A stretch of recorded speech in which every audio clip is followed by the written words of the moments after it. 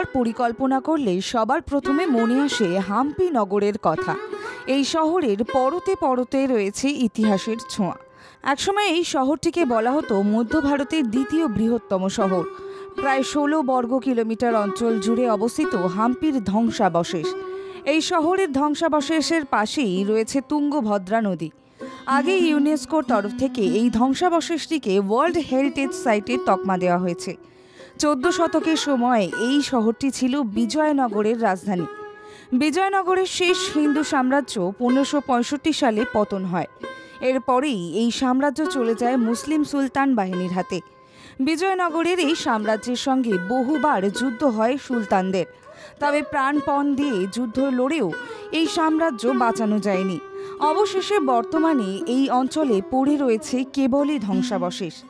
এই শহরে রয়েছে প্রায় ১৬০০ স্থাপত্য, রয়েছে নানা ধরনের মঠ, দুর্গ, মণ্ডপ, স্মৃতিসৌধ, স্তম্ভ, জল স্থাপত্য ইত্যাদি। এই প্রাচীন স্তম্ভগুলির মধ্যে সবচেয়ে উল্লেখযোগ্য হল বিজয়া বিট্টল্লা। এই মন্দির পুরোটাই মূর্তিবিহীন। একমাত্র এই মন্দিরের সামনেই রয়েছে পাথরের এক রথ। ভারতের ৩টি মন্দিরে রয়েছে পাথরের রথ, যার মধ্যে এটি একটি। ইতিহাসের পাতা ঘাঁটলে জানা যাবে এই মন্দিরের ভগবান বিষ্ণুকে উৎসর্গ করে নির্মাণ করা হয়েছিল একসময়। এই মন্দির দ্রাবিড় স্থাপত্য শৈলীতে নির্মিত, তবে বিষ্ণুর কোনো মূর্তি এখন আর নেই এই মন্দিরে।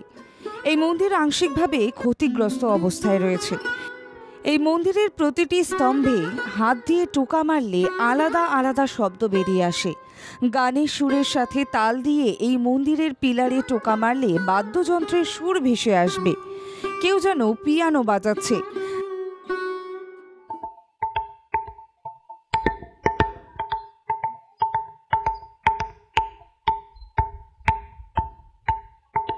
এত কিছু শুনে বড় ইচ্ছে করছে বলুন এখনই যেতে এই মন্দিরে।